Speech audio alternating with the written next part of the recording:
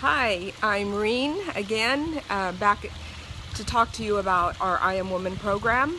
You're probably wondering what I'm doing outside every day in the middle of winter. We are in California, but it's not always sunny in California. I'm out here because it's the quietest place to be, actually, in the house.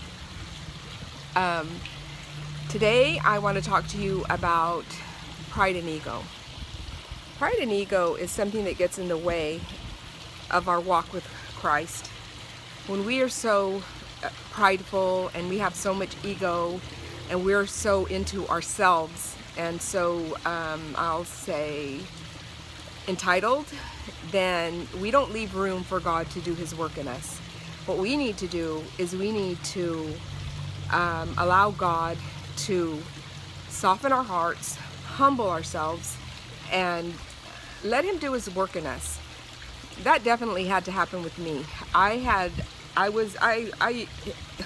a problem with pride, mostly because I'd been so hurt, and after I decided that I didn't want to be hurt anymore, then the walls came up and I became, I guess you could call it prideful. You know, I just didn't want any help from anybody. I figured I was in this alone, and I didn't leave room for anything else. Pride and ego is not from God. You need to allow yourself to let God be number one in your life. If you're number one in your life, how can God be number one in your life? He's the master of all. He knows all. He is all. So if we allow Him, then He will help us to get to the place where we're supposed to be, what we were created to be. Pride and ego will keep us from our blessing. And that's the last thing you want to do, is lose your blessing. So what I suggest is that if you don't know how to release pride and ego, to ask God to help you. He will help you. I mean, I'm very honest with God. If I like something about myself, I'll let Him know I like it about myself, but I want to please Him. You know, we're human. We live in the natural world. We don't live in a supernatural world, and we believe in ourselves sometimes too much. We should believe in ourselves, definitely. We should believe that we are valuable and special, but we should not be so into ourselves that we don't have room for God to come and rule and reign over us. So if you will release your pride and ego, you'll see the changes in your life. And I'm going to, at this point, read you a poem. Closing my eyes, the sun's very bright. And the poem is called Pride and Ego.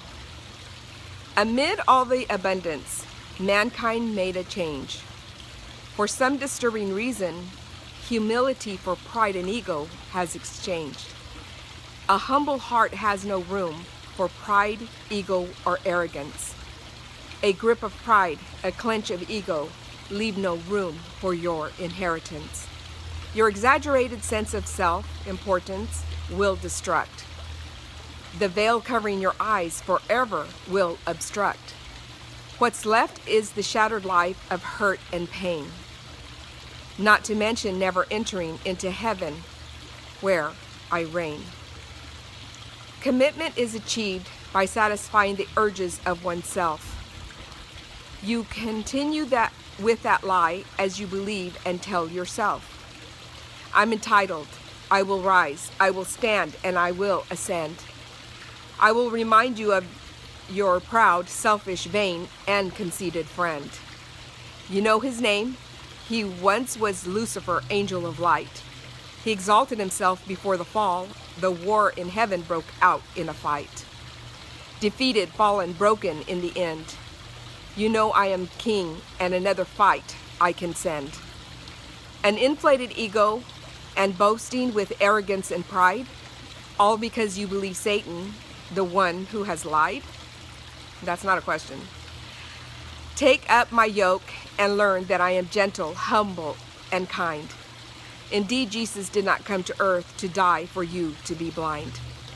With the expression of my son's selfish act, Resist pride and ego with the power he left intact. Emulate my humility and do nothing out of selfish ambition, vanity, or conceit.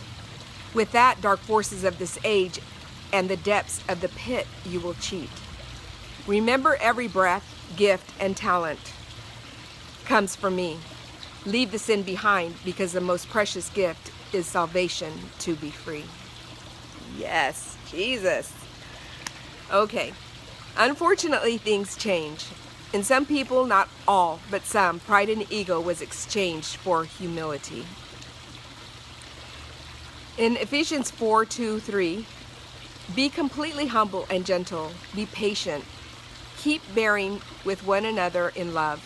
Make every effort to keep the unity of the Spirit through the bond of peace. Okay. No matter what the circumstances are, we must walk in humility, never allowing those things that exalt themselves against the knowledge of God. Whoa, my other phone just fell. So I'm going to continue on as though nothing happened. Okay. Feelings of entitlement is what started the heavenly war. Satan is the perfect example of self-destruction, being defeated and fallen. God's divine purpose wasn't to give us life only to be defeated and fallen. His intention was to give life and life more abundantly. We are our own worst enemy when it comes to self-destruction. An inflated ego, boasting with arrogance and pride are all lies from the enemy, and we fall for it. We must learn how to humble ourselves. In 1 Peter 5:5-6, young men, in the same way, be submissive to those who are older.